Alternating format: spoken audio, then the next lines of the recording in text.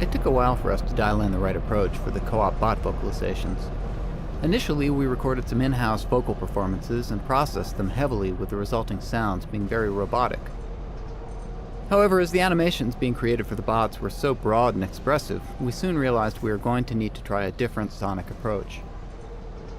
After a few more in-house experiments, we brought in D. Bradley Baker, who we had worked with to create the voices for some of Left 4 Dead's Special Infected.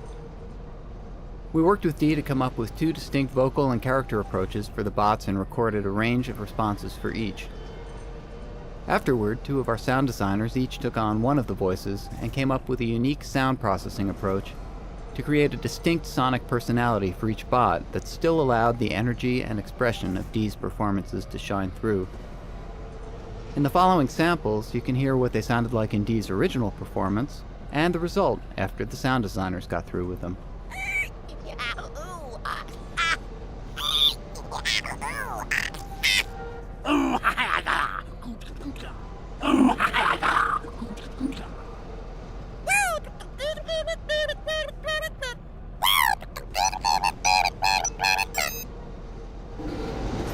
It's important to give co-op players a way to coordinate their action. Seeing how our players naturally wanted this ability, we decided to support it with the ping timer and ended up designing some puzzles around it.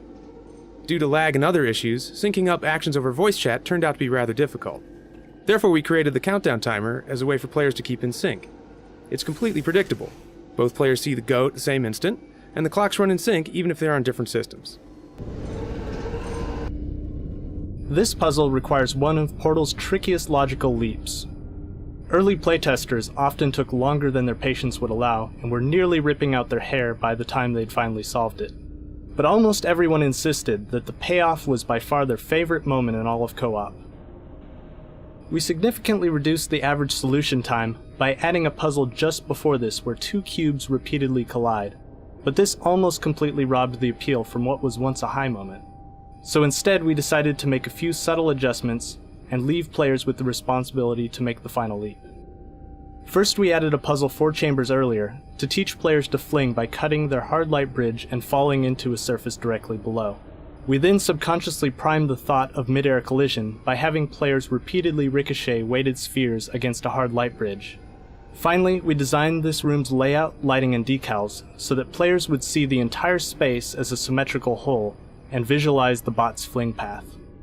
By planting shards of the idea in their heads, we allow players to own that exciting dual collision epiphany while keeping their sanity intact.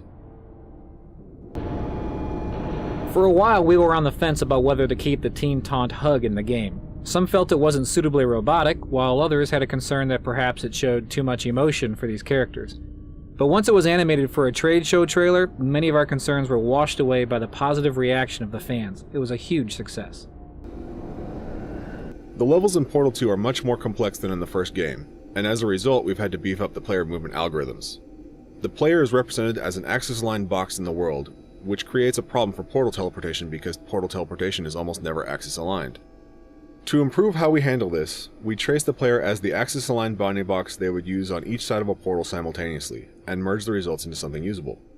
We have to predict quite a bit more than previous Source Engine games because portals and projected entities change the way the player moves through the world.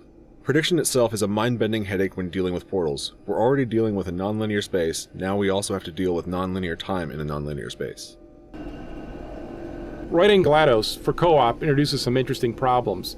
In single player, you can count on players paying attention and being caught up in important moments. In co-op, you can count on 2 players chatting about what they just did as GLaDOS delivers an important line. To help with this issue, we broke up the story beats into smaller sections so players don't become impatient. We also repeat the points multiple times to ensure the message sinks in even if you missed it a few times. Lastly, we also give players room to talk. For example, when you die, there's a 2-second beat for you to laugh or yell before GLaDOS speaks. It's important to give those places for players to speak because the best part of co-op is the shared experience.